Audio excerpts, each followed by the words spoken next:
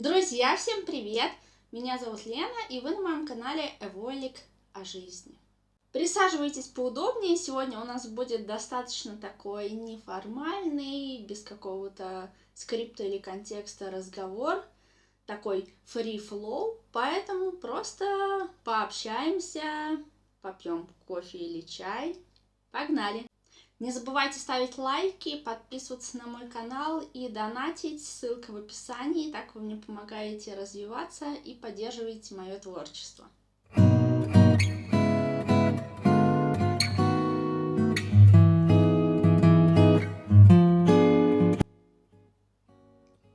Кстати, смотрите, какая у меня штучка, это шаттер, он позволяет включать и выключать камеру на айфоне просто нажатием кнопки. То есть это жух, и все.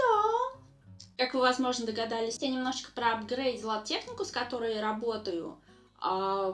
Кстати, если вам интересно, записываю я на iPhone 13 Pro Max.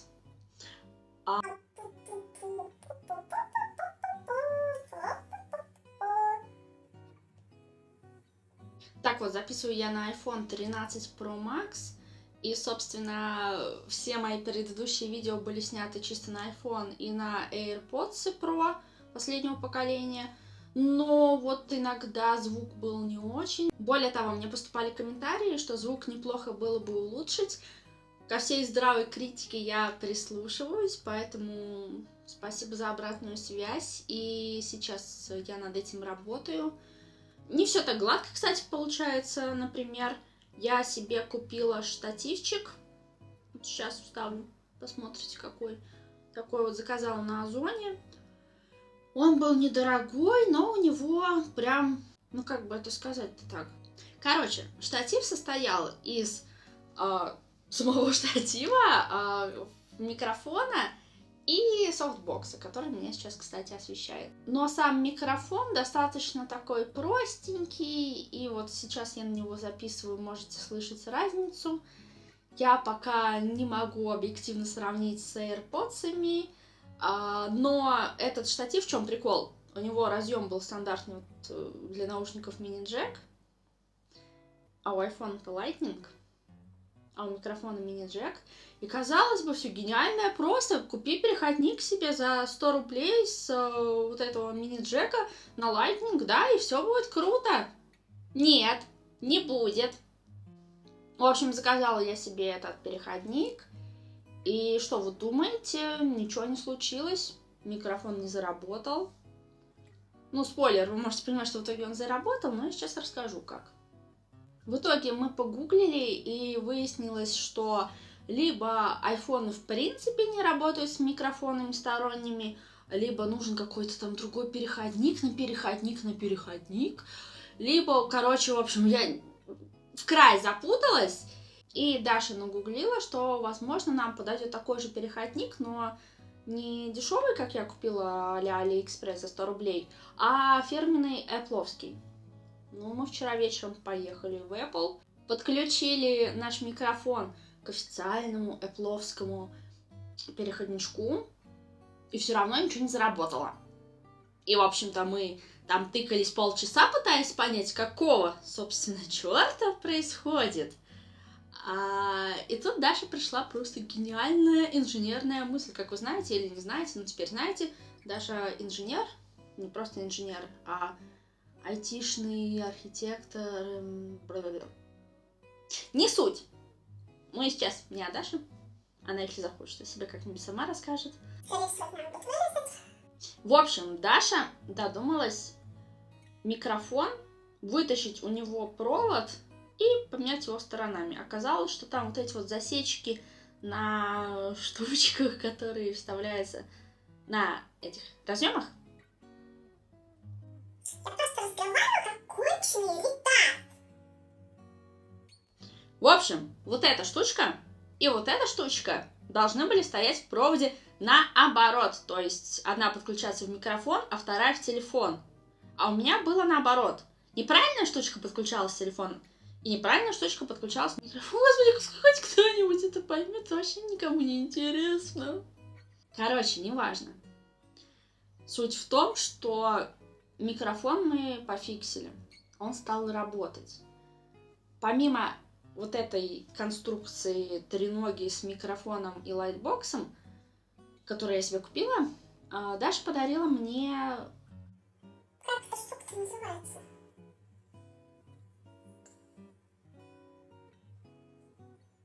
Господи, я когда записываю видео, я себя ощущаю каким-то нереальным retardом. Просто все, что я хочу сказать, оно вылетает из головы.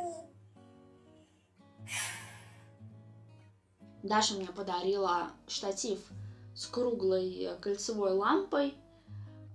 И я такая, круто, нет. То есть подарок охрененный, я была очень рада. Но я не знаю, в чем фишка, я когда занималась фотографией, то же самое было. В общем, у всех этих приблуд все время какие-то дефекты, черт возьми. Например, про микрофон я вам рассказала, с этой кольцевой лампой, со штативом тоже был дефект. У него... со штативом все окей. А вот та часть, которая лампа, там сразу 2 дефекта. Один точно, второй я не знаю, является ли дефектом. Ладно, расскажу позже. В общем, у лампы несколько режимов.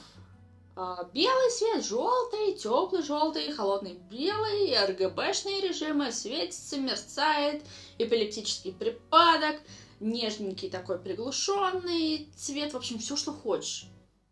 И пультик, то есть на проводе пультик находится. И, в общем-то, эта лампа, там можно уменьшить яркость, но нельзя ее вернуть обратно. И, соответственно, я когда там баловалась, изучала функционал, такая тыкаю сюда, классно. Надо уменьшить яркость, посмотреть, как это будет более натурально. А теперь надо обратно увеличить. Нет, ничего не происходит, ничего не увеличивается. Я подумала, что, может быть, что-то я намудрила. Потыкала, не происходит. Вытащила из розетки, включила обратно, та же самая фигня. В общем, да, оказалось, что это дефект. И с одной стороны, конечно, это можно использовать, то есть можно лампу сделать поприглушеннее, а если вдруг тебе недостаточно, вытащить из розетки, воткнуть заново, и она будет снова на ярком режиме. Но согласитесь, это какой-то бред неудобный, тратится куда больше времени, но это вообще не вариант. Это первый дефект. Второй дефект, опять же, я не знаю, является это дефектом или нет. Минуточку. Обожаю кофе. Но кофе здесь говно. Ладно, забейте. В общем, дефект, второй дефект. Или не дефект. Вчера мы вернулись из торгового центра, купив переходник на микрофон. Я установила телефон с микрофоном на штатив с кольцевой лампой и попробовала сделать тестовое видео, чтобы проверить, как работает микрофон. И там я обнаружила какие-то просто адовые шумы, и такое ощущение, что, снимаешь, не знаю, в каком-то Чернобыле на какой-то электростанции, просто котельная какая-то, я не знаю. И я сейчас подумала, может, провод отходит. Нет, не провод. Отходила. Ничего не отходило, это просто звуки издавала лампа работающая. Я попробовала записать звук с выключенной лампой, но не из розетки, просто я ее выключила и попробовала записать. Хрен там, такие же странные звуки. И чтобы удостовериться, что это лампа, а не какой-нибудь там соседствующий холодильник или, не знаю, свет и так далее, черт знает, что эти звуки издает, я выключила из розетку, и, о чудо, звуки пропали. Но, штатив с кольцевой лампой, ты туда должен устанавливать телефон и записывать. А если ты туда устанавливаешь телефон с микрофоном, да, чтобы получше было, пишешь, и у тебя вот этот полностью забивает твой голос, в целом это неприятно, но это же невозможно использовать. В общем, в итоге эту конструкцию мы будем менять. Вот. Микрофон, посмотрим, как он себя поведет на этой записи, но скоро у меня будет еще один, получше, точно получше. И будем сравнивать. А вот эта штучка, вот этот шаттер, о котором я вам рассказала, она шла вместе с кольцевой лампой, и мне очень не хочется ее обратно сдавать, она такая классная, это так удобно. Потому что раньше мне приходилось видео записывать, и тянуться. Видите, я просто даже не дотягиваюсь. Я теперь могу нормально поставить телефон на штатив подальше, выставить нормальный ракурс, и с помощью этой штучки, если надо, там, если я там запнулась, закашлялась, или я не знаю, кто-то постучался в дверь, просто оборвать запись и начать заново. Это прекрасно. Надо ее, короче, отдельно купить. В общем, съемка контента — это такая тоже большая статья расходов, и денежных, и временных, и нервных клеток, пока ты все это пытаешься соединить. Но результат, конечно, того стоит. Я ни о чем не жалею. Птичка вот не поет. Вообще, друзья, мне сегодня хотелось бы с вами поговорить не о штативах с кольцевыми лампами, а просто поделиться своим опытом, каково это быть иммигрантом. Не, у меня нету там ни скрипта, ни какого-то списка, просто вот мы уже, получается, какое сегодня число? 9? 9. Мы уехали 12 октября из России, и 7 января мы уехали из Турции. Ну, то есть 12 октября по 7 января мы были в Турции, а потом 7 или 8 мы прилетели. С 8 января по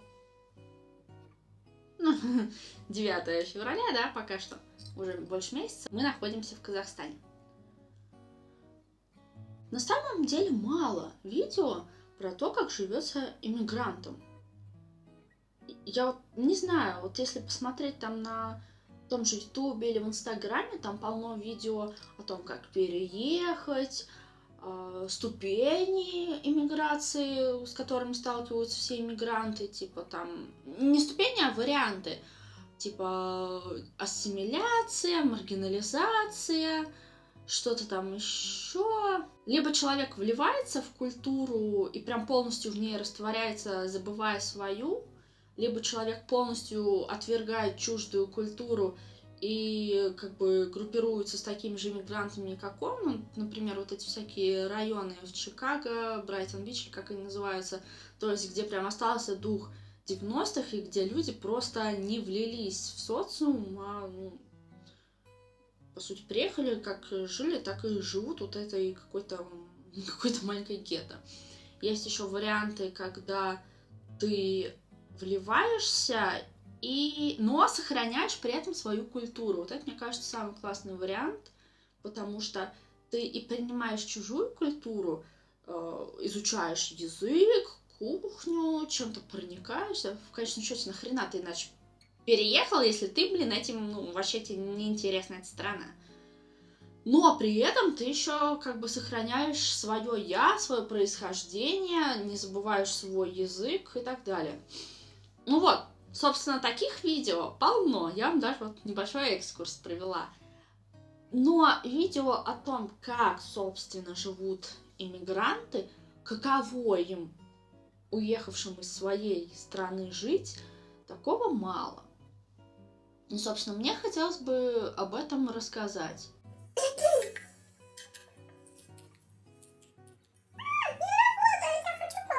Ну, на самом деле, я не могу сказать, что этот опыт абсолютно положительный или абсолютно отрицательный, поскольку это настолько сложно и противоречиво, что я даже затрудняюсь выбрать, с чего начать. Ну, давайте начнем с того, что уехали мы в октябре 2022 года из России из-за политической обстановки. Нет, нас никто не хотел мобилизовать и все такое. Просто мы это не поддерживаем, и мы решили, что нам будет лучше уехать. И это не то, чтобы внезапно мы решили уехать. Я напомню, что мы в иммиграционном процессе по получению вида на жительство в Канаде находимся с 2020 года. Просто до этого все время мы ждали нашего ВНЖ в России, но в последнее время стало невозможно морально там находиться. Это был настолько дикий стресс, и это того абсолютно не стоило. У нас были опасения, вдруг закроют границы, и даже когда мы получим ВНЖ, мы просто тупо не сможем выехать. Ну, кому это надо? Так вот, и, собственно, получается, что мы уехали из России, где многие не поддерживают наши взгляды и решения, и находимся в странах, где, как бы, преимущественно в интернете, конечно, но тем не менее, получаешь много хейта в свой адрес, потому что ты из России. В итоге получается, что ты везде какой-то, блин, чужой. В свою страну с ее текущим политическим курсом возвращаться мы не хотим. С людьми, которые придерживаются этих взглядов, у нас не может быть ничего общего. В то же время в других странах всем плевать на это, потому что ты из России, и ты плохой. Справедливости ради замечу, что такое, конечно, преимущественно в интернете. Вживую никто ничего такого не говорит, потому что, ну, смелость, она где? Она за анонимностью в интернете. Но, блин, тем не менее, это все равно неприятно, это давит. Многие люди также спрашивают, что дальше. Дальше, как я и говорила, мы ждем канадский вид на жительство. Я понимаю, что так как мы его ждем давно, уже, наверное, всем кажется, что что-то какая-то, блин, отмазка. Как можно так долго ждать вид на жительство? Бред какой-то. Но канадская система такая, я про нее запишу отдельный ролик. Просто пока ограничимся той информацией, которую я уже сказала. Я надеюсь, что в этом году мы точно получим вид на жительство и уедем в Канаду. Но пока мы ждем. И так как ждать в России мы не можем, получается, мы скитаемся по странам. И в Турции после отказа вида на жительство, это на самом деле нас так, ну, морально подкосило, потому что, блин, ты уезжаешь из страны агрессора просто чтобы жить нормально, но тут тебя футболят. Ты приезжаешь в Казахстан, на тебя в комментариях обрушивается хейт, ну ладно, как бы комменты это отдельная тема, но тут тебе тоже говорят, типа, 90 дней и вали отсюда. Я понимаю, все эти страны, у них есть у правительства определенные взгляды на это, и да, свои граждане всегда должны быть в приоритете, это безусловно, но черт возьми, нам, как людям, которые просто хотят нормально жить, эти бесконечно вставляемые палки в колеса очень-очень демотивируют. Не говоря уже о том, что это бесконечная трата денег, перелеты, съем жилья, причем это все достаточно дорого сейчас, продукты, адаптация под новую реальность, поиск магазинов, еды. Ну, хотя последние пункты могут быть, конечно, интересными, это не прям что-то такое сугубо негативное, но, тем не менее, это все просто расходует твои силы и деморализует тебя полнейше. Хотя, безусловно, у этого есть и плюс. Ну, камон, когда бы еще мы поехали в Казахстан? Более того, у нас сейчас скоро готовится одна поездочка. Вот прям через сколько? Через 2 недели в другую страну. Это будет интересно. Я пока не скажу, куда. Если есть мысли, пишите в комментарии. И, честно говоря, я бы не полетела в эту страну в ближайшее время, несмотря на то, что она у меня есть в таком виш-листе must visit стран. Но вот серьезно, не будь я в Казахстане, я бы в нее не полетела еще, наверное, много лет. А вот отсюда возможность была. Поэтому, собственно, хорошие положительные стороны, очень положительные, они тоже имеют место быть. Что еще можно сказать об эмиграции? Конечно, еще вот, блин, наверное, самое ключевое — это деньги. Я уже об этом сказала, но ты столько тратишь денег, ты так сильно просаживаешься на всех этих арендах, на каких-то бумажках, на перелетах. Ну, то есть, например, в Турции, я уже говорила, там было собственное жилье, и мы не платили за аренду, и, соответственно, мы там, ну, неплохо так сэкономили денег, плюс там были дешевые продукты питания, ну, в принципе, там дешево достаточно жить, но нам как бы сказали, все, валите отсюда. Да, мы могли бы не валить, мы могли бы остаться в нелегальном статусе. Многие знакомые так делают, не осуждая их, это тоже выбор, особенно... Это на самом деле дешевле, чем эмигрировать куда-то, потому что если ты остаешься нелегалом в Турции, да, там у тебя есть минусы, например, ты не можешь получить сим-карту, но ты можешь кого-то попросить оформить тебе нормальную сим-карту, ты не можешь... Ну, что-то там еще ты не можешь, в общем, я не знаю, как там с договорами аренды и прочим. Путешествовать нормально ты не можешь, потому что кто-нибудь увидит твой паспорт из офицеров и скажет «пока». Но, тем не менее, в целом, ты можешь также спокойно жить, и штрафы за пребывание нелегально в Турции, они не то чтобы большие. Они, конечно, зависят от сроков вашего пребывания, то есть сроков, насколько вы просрочили пребывание в Турции. И, собственно, вот, по-моему, на это же время вам и дают штраф. Не штраф, а запрет на въезд. То есть просрочили на 3 месяца, ну, на 3 месяца вам потом запретят въезд. Ну, и там денежку какую-то вы заплатите, но небольшую. То есть там цены, ну, пару тысяч рублей, может быть, такого порядка. Да, если вы там будете год, два и больше нелегалом в Турции, то при выезде вам могут там, по-моему, до 5 лет, что ли, сделать бан на въезд. Но, опять же, тут уже вопрос соотношения рисков, издержек и прочего. Возможно, для кого-то сейчас это наиболее оптимальный вариант. Почему это был не вариант для нас?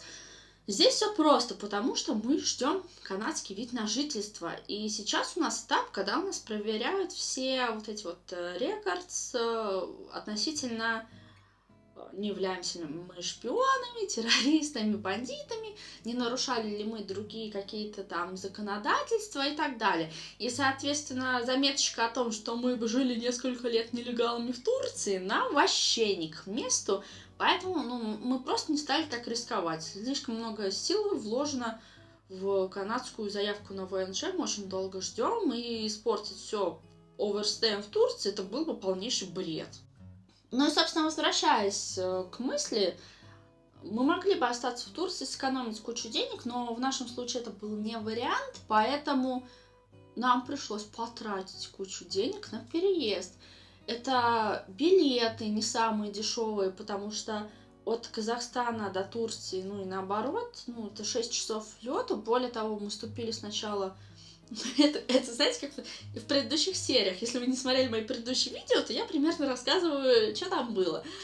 Вот, собственно, мы ступили, взяли билеты сначала в Астану, потом посмотрели, что там минус 30, и решили к черту Астану. Билеты у нас были невозвратные, мы докупили билеты в Алматы. Ну, собственно, деньги. Деньги на билеты, деньги на багаж, деньги на квартиру. Сначала у нас была одна квартира, может быть, вы помните, сейчас она другая. И, кстати, из плюсов мы тут не платим ни коммуналку, ни интернет, ничего.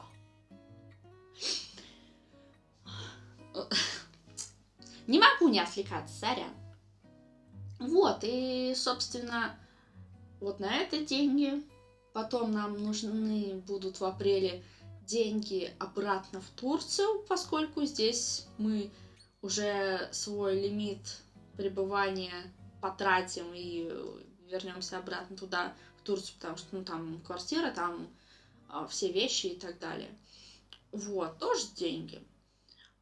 Полет, путешествие, как бы, да, можно было бы этого не делать, но все-таки это было больше с наших каких-то подушек, ну, не подушек, блин, нет, просто отложенные деньги были, поэтому поездка это немножко другой сегмент расходов, но тем не менее, просто иногда понимаешь, что, блин, ну и продукты. В Казахстане продукты безумно дорогие.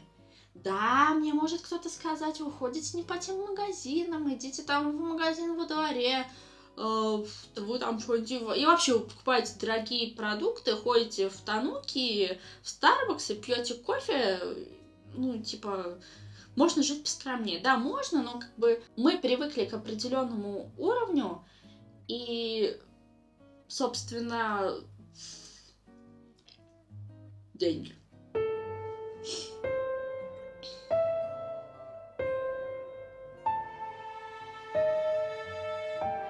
Еще лично мне Алматы очень сильно напоминает мой родной город Орел. Да, я понимаю, он на него совершенно не похож, но вот он похож на какую-то смесь российского провинциального города и российского города-миллионника. И я понимаю, что какие-то там урбанисты, эксперты по архитектуре скажут: ты чё, какой Орел, вообще не то. Но речь не об этом, речь идет о какой-то вот такой вот атмосфере такого постсоветского городка, и от этого ощущения очень сложно избавиться.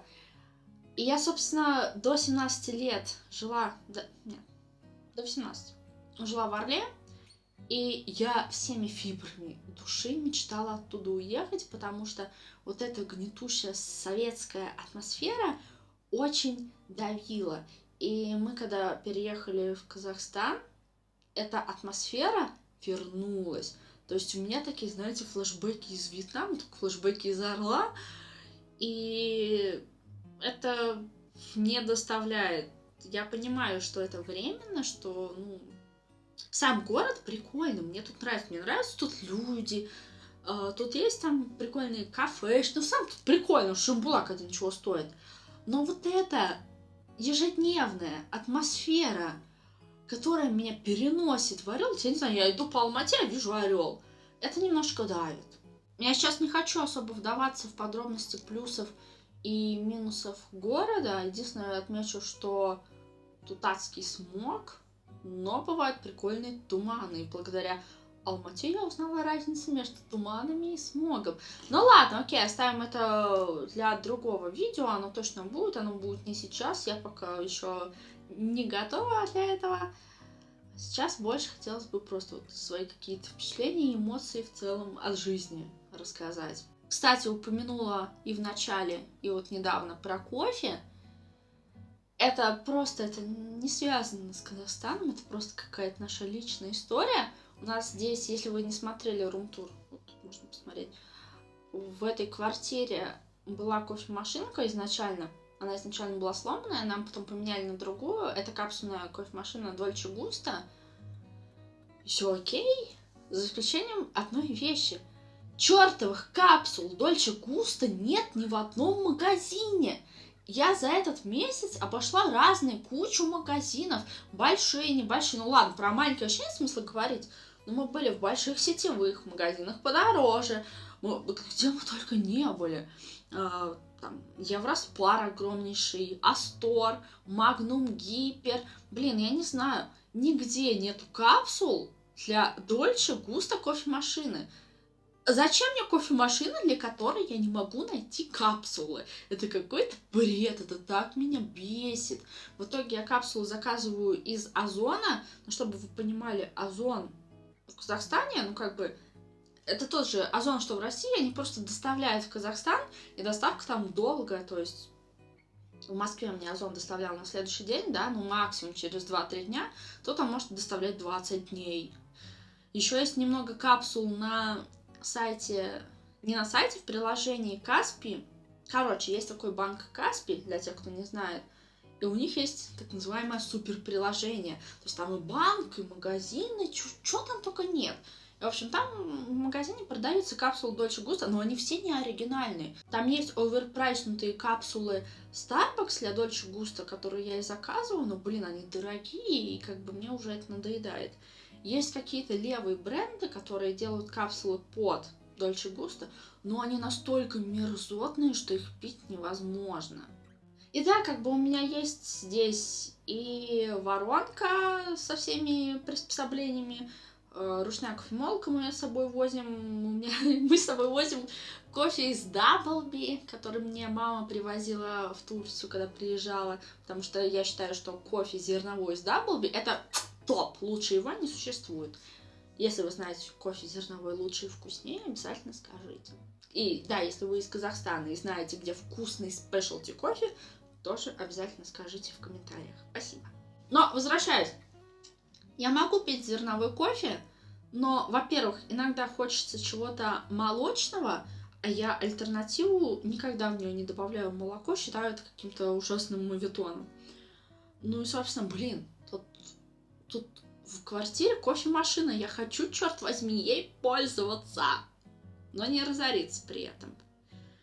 А зерновой, да, я его просто, знаете, отношусь к нему как к какому-то золоту, так как, здесь нет Даблби, в Турции, естественно, тоже, и нигде не могу найти хороший вкусный кофе, который по уровню был таким же, как в Даблби, то я его очень берегу и расходую, по чуть-чуть. Я понимаю, кстати, что с точки зрения хранения зерен это не совсем круто, потому что вот вы покупаете пакет с зерном, свежеобжаренным, он в ближайшие 2-3 недели, через 2-3 недели будет самый ароматный, самый вкусный, а потом уже спустя месяц-два будет этот вкус, ароматические свойства терять. И я понимаю, что мой кофе уже их теряет, но тем не менее, даже с утраченными вот этими вкусоароматическими свойствами, он в миллиард раз лучше того, что я находила в Турции. В Казахстане, честно говоря, зерна даже не искала. Я всего лишь один раз была в нормальной кофейне, где был вкусный кофе. Но, кстати, замечу, что моя какая-то тоска по местам какого-то такого общепита, даже не общепита, а магазинов, инфраструктуры, к которым я привыкла в Москве, постепенно уменьшается. Сейчас, конечно, не совсем корректно говорить, потому что мы находимся в Казахстане, где очень много того, что есть у нас, присутствует. То есть, например, тот же инвитро, там почта, анализы, тануки и так далее. Но я вот помню, что первые месяцы я, когда переехала из России, я дико скучала по Вкусвиллу, по Перекрестку, по нормальным магазинам с нормальным ассортиментом. Потому что в Турции достаточно специфическая еда, особенно суджук. Не, она нормальная, она вкусная, ты к ней привыкаешь. Я под конец даже купила себе черный чай, хотя я чисто кофейный человек, а чай я предпочитаю травяные и фруктовые. В общем, мои любимые чаи — это ройбуш и улун. Но, тем не менее, вот в первые месяцы очень я скучала по этому, равно как и по нормальному общественному транспорту, который в Турции, вообще никакой. Я могу, дисклеймер, я говорю про Аланию, про город, где я жила, и сравниваю его с Москвой, с городом, где я жила. И да, не надо мне говорить, что это не совсем корректное сравнение. Я понимаю, что Москва, огромный мегаполис, и Алания, небольшой городок, абсолютно разные вещи. Но я просто делюсь своим опытом, я ни на какую объективность, ни на что не претендую, просто вот как есть. Я помню, даже ТикТок делала с видео по тому, почему я скучаю в Турции из российского. То есть там были автобусные остановки, Вкусвилл, Перекресток, кофейни нормальные, кажется. Что-то такое. В Турции я скучала по хорошему кофе в кофейнях. И хороший я вот сейчас не имею в виду какой-то там спешлти профессиональный, нет. Просто вот эти вот европейские кафешки, к которым мы привыкли, вот ты заходишь туда, и там такая особая такая вот атмосфера, попить чашечку там рафа, капучино, полюбоваться в окно. И вот она вот все вот такое вот, как кофейня, вот как она должна быть. Вот такая вот атмосфера, вот прям правильная. Вот в Турции такого нет. Там, во-первых, там омерзительный кофе, вот прям настолько ужасный. Он весь какой-то горелый, что ли, я не знаю. Там как будто везде темная обжарка, и как будто ты, я не знаю, пепел пьешь. Это очень невкусно, очень горько. И даже они, когда делают капучино, ты все равно чувствуешь, что это, не то. Или вот знаете, если турецкий кофе пробовали, то вот у него есть такой какой-то горело-горький привкус, что ли. И вот такое ощущение, что они для всего остального кофейного мира, для всех остальных кофейных напитков, они их делают тоже на том же самом зерне, на котором делают турецкий кофе. Если это так, это громадная ошибка. Но я не знаю, может быть, в чем прикол вот такого вкуса, не знаю. И как раз в Турции мы практически перестали ходить в кофейни пить кофе, кроме Старбакса. Starbucks так себе, но понимаете, там есть хотя бы какой-то стандарт, который плюс-минус во всех странах одинаков. И Starbucks Турции это вполне себе вкусное кофе, если сравнивать с кофе в кофейнях. Это такой бред, да? Но вот как бы там это вот так вот. И по сути, вот кроме Старбакса мы почти никуда не ходили пить кофе вне дома, потому что, блин, ну это вот максимально невкусно. Это вот прям, это не просто как вот эстет там вам говорит, фу, тут не чувствуется натуральной обработки, и, в общем, обжарка какая-то не такая, и, наверное, экстракция там, недоэкстрагированный кофе. Нет, вообще не об этом речь. Речь о том, что он реально омерзительно невкусный нигде. То есть даже вот в Алане есть несколько неплохих кофеин, которые вроде на кофе специализируются. У них есть неплохие кофейные коктейли. Ну, потому что... Ну, давайте, окей, кофейные напитки. И они вот в комбинации сами там с собой, ну, прикольно, это очень интересный опыт. Но, блин, все равно сказать, что у них вкусный кофе, я не могу, сам кофе. Но там хотя бы его пить можно. Конечно, все, что я сейчас говорю, это кажется какими-то просто мелочами. Ну, подумаешь, кофе невкусный, или там вкусвилла нет, или что там такое. Это, да, это и есть мелочи, но понимаете, когда их много, и когда они постоянно копятся, из этой страны тебя выгнали, тут, блин, это не так, тут, блин, это не так. И дело не в том, что мы какие-то негативисты, нет, тут есть куча положительных сторон, будь тут, блин, одни отрицательные стороны только, нас бы тут не было. И там бы нас не было. Наверное, сидели бы мы в России и думали, что это лучший из вариантов. Нет. Но, тем не менее, это все как-то вот наслаивается и создает достаточно такую демотивирующую картину. Еще вот ходишь по магазинам, там всяким, надо тебе что-то купить, там какие-то домашние отделы, и берет какая-то грусть, потому что ты вспоминаешь, что у тебя как-то дома и нет. Вернее, ну, он есть, да, там в России есть там жилье, выросли в России и так далее, но место в Москве больше не кажется домом. Место в Турции тоже не кажется домом. Здесь, понятно, тоже не кажется домом, и ты понимаешь, что у тебя, блин, как будто нет дома. Ну, то есть, да, как бы фактически-то, юридически он у тебя есть, но ты себя нигде не чувствуешь дома, ты везде чужой. И это как-то грустно даже немного. Ждешь Канаду, чтобы у тебя хотя бы появилось что-то, что ты можешь назвать домом, что-то, не знаю, люди, с которыми ты можешь себя ассоциировать, страна, с которой ты тоже можешь себя ассоциировать. А сейчас этого нет, и ну, ты реально человек, у тебя нет дома. Все. Такие туристические бомжи, не знаю, бездомные иммигранты. Может, канал назвать «Бездомные иммигранты», пока мы не уедем в Канаду, а? Ну, точно не знаю. В общем, как-то так. Ну и люди тоже. Ну, то есть, вот ты гуляешь там по Казахстану, по Турции. Сначала у тебя такая эйфория, ты все изучаешь, все интересно. Ты чувствуешь себя туристом, но потом это проходит, и ну, ты понимаешь, что ты здесь чужой. То есть в Казахстане я себя прям чувствую чужой. Несмотря на то, что все говорят по-русски, ну, большинство, да, тебя все понимают, есть знакомая инфраструктура. В принципе, Казахстан более понятный, чем Турция, по понятным причинам, но ты себя здесь чувствуешь чужим.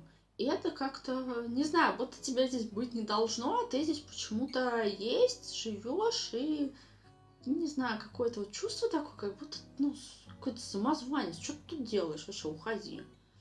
Еще когда ты иммигрант, ты постоянно сталкиваешься со сложностью планирования, особенно это актуально в текущих условиях, когда вообще планировать сложно, а я человек достаточно рациональный, и, ну, я люблю строить планы, причем такие не краткосрочные, а долгосрочные на будущее. А тут, блин, сложно строить, потому что, ну, вот есть планы, да, что мы в апреле вернемся пока в Турцию, и вообще мы потом едем в Канаду. А что, если Канада нам не даст визы до... Ну, короче, вот в Турцию мы вернемся, да, там можно будет пребывать 3 месяца, они истекут. А если Канада нам не даст до этого времени визу и возможность ехать, а куда мы опять поедем? Нам опять куда-то выезжать, опять тратить деньги. И вот эта вот невозможность планировать, непонимание, что будет дальше. Может, вообще дальше, не знаю, блин, Третья мировая уже наступит. Хрен знает. Невозможно планировать, это угнетает и давит. Особенно, людей, которые привыкли планировать, которые любят планировать. Это я обожаю строить планы. И я ненавижу, когда они рушатся. А здесь, их невозможно строить.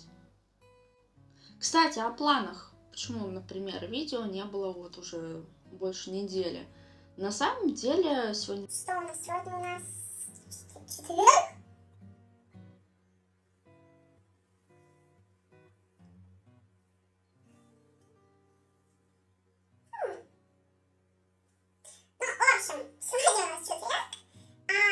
Ну, в общем, сегодня у нас четверг.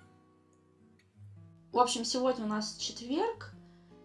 И в выходные, в прошедшие, которые вот были, мы планировали съездить на гору Коктобе, и я хотела снять тоже оттуда видео. Там есть прикольная смотровая площадка с видом на весь город Алматы. Мне кажется, там красиво. Но мы что-то в день, когда надо было ехать, или даже накануне, немного приболели и решили не ехать. Тоже такой срыв планов не очень приятный. Ну, как есть. Поэтому, да, планирование — это дело такое. Такое. В целом, может показаться, что я только ною и негативлю, но это вообще не так. И, например, если бы была возможность вот мне сейчас вернуться в прошлое и выбрать, уезжать или нет, я бы все равно уехала. Правда, на самом деле, я бы уехала пораньше. С другой стороны, тогда раньше бы закончились деньги. С третьей стороны, возможно, нам бы тогда не отказали в ВНЖ турецком. А с четвертой стороны, я бы тогда не оказалась здесь и не спланировала бы новую поездку. Короче, в общем, в любом случае, я ни о чем не жалею. Если бы была возможность вернуться назад, что-то изменить, я бы сделала все абсолютно так же. И иммиграция, она сложная, это реально сложная вещь, но в ней есть дофига плюсов на самом деле.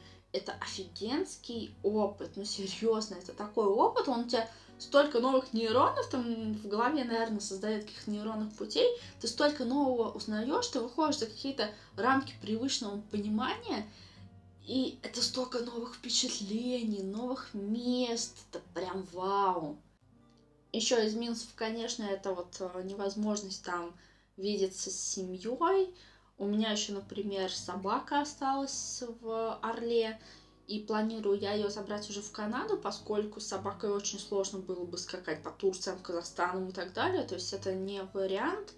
Возможно, у кого-то есть столько нервов и сил, у меня точно нет, но я безумно по нему скучаю, реально очень скучаю, и это прям делает грустненько, такова жизнь, такова наша судьба, видимо. А еще хотелось сказать про отсутствие каких-то социальных контактов и общения, особенно когда ты раз в несколько месяцев переезжаешь в новую страну. И на самом деле в Турции мы изначально пытались как-то влиться в круги, пообщаться. Например, нашли там подобие антикафе, коворкинг. Вот, пришли на какое-то мероприятие, но нам категорически не понравился контингент. Вернее, как, люди были нормальные, пока они не начали обсуждать политику, социальные проблемы. И вот по ним сложилось впечатление, что вот как бы происходящее в России это не проблема, а проблема это, как обычно такие люди любят говорить, это ЛГБТ. То есть все беды из-за них, а вот политика, а что, я не в политику, нет. В общем, короче, мы поняли, что это не наши люди, не наш тип общения. Хотя сначала казалось, там одни иммигранты, прикольно, есть тема, чтобы объединиться, но нет. Вот, а потом как-то и желание пропало. В Казахстане, в принципе, у нас есть знакомые, может быть, получится даже встретиться с ними. Более того, в Казахстане я нашла клуб соционических встреч, а вы, может быть, знаете, что я увлекаюсь соционикой, проводила соционические встречи, обучалась в соционической школе, ну и так далее, неважно. Вот, и тоже есть идея, но почему-то вот когда ты вот крутишься постоянно в каком-то вакууме, у тебя уже желание пропадает с кем-то встречаться, потому что, блин, зачем? Все равно уеду скоро. Значит, не знаю. Вкладываться в то, что потом будет утрачено, ну как-то, не знаю. А еще, когда переезжаешь, и у тебя нет понимания, как работает медицинская система в той или иной стране, это тоже достаточно такой немаловажный стресс, потому что, например, в Турции я заболела, и у меня была температура под 40, моя страховка, которая была необходима для оформления вида на жительство, она вообще ничего не покрывала.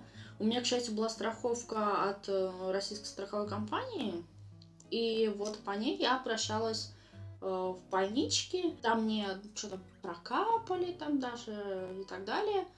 Но когда у меня снова поднялась температура под 40, они сказали, типа, ой, ничего страшного, так быстро не проходит, это нормально. А мне прям, блин, жить было уже тяжело. И мы решили поехать в скорую, попытаться вызвать скорую. Но нам сказали, что они не приезжают с температурой под 40, и типа, если хотите, езжайте сами на такси.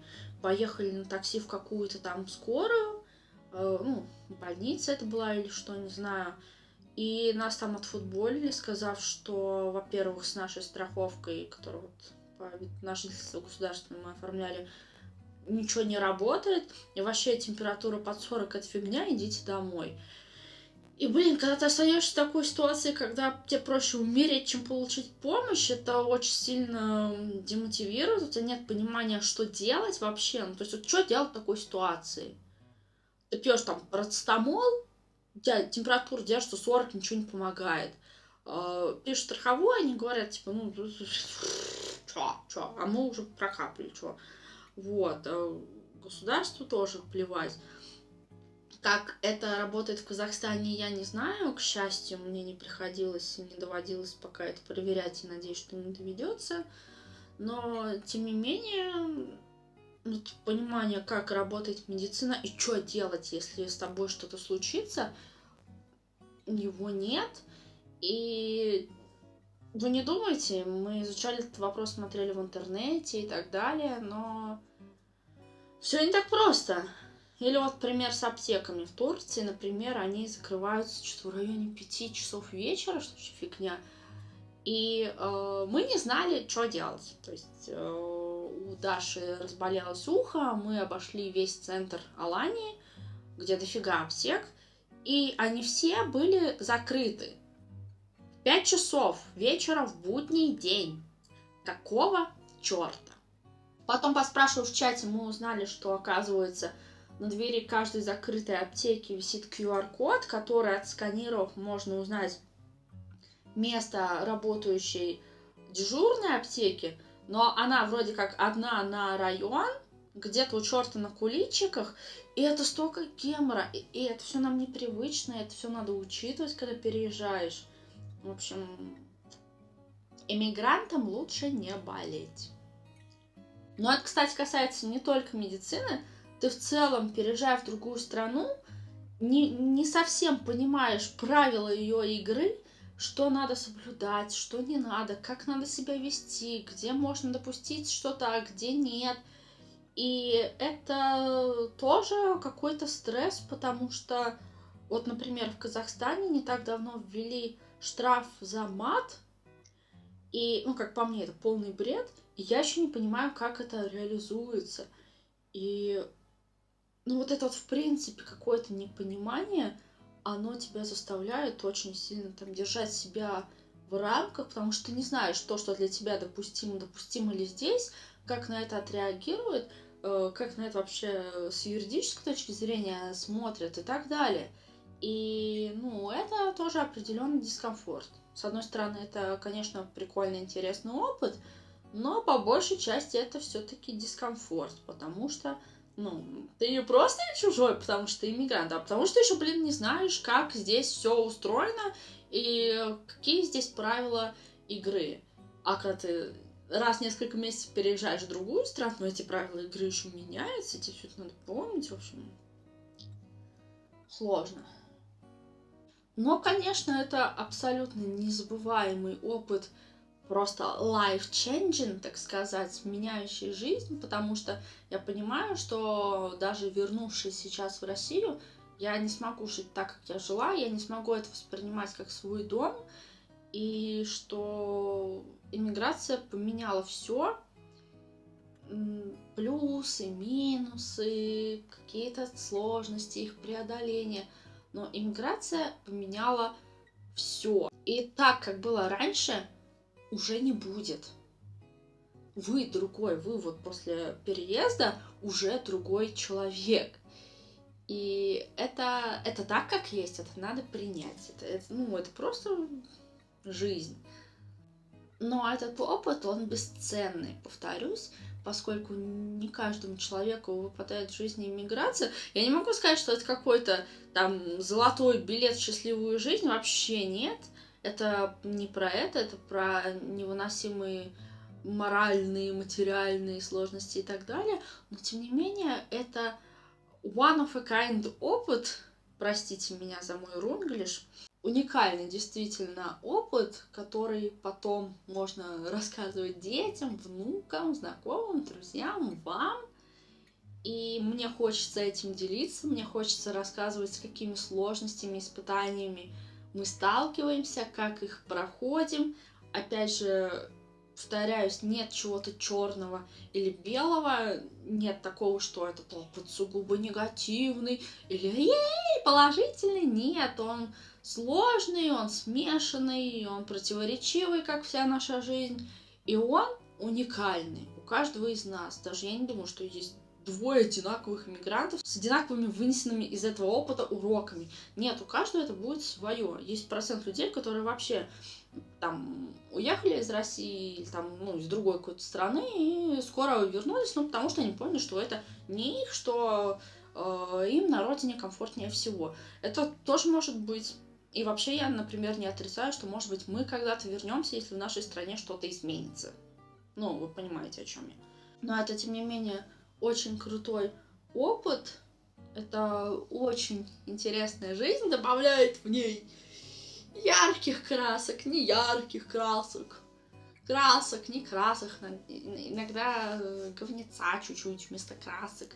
Но, тем не менее, это круто. А моя чашечка кофе уже подходит к концу.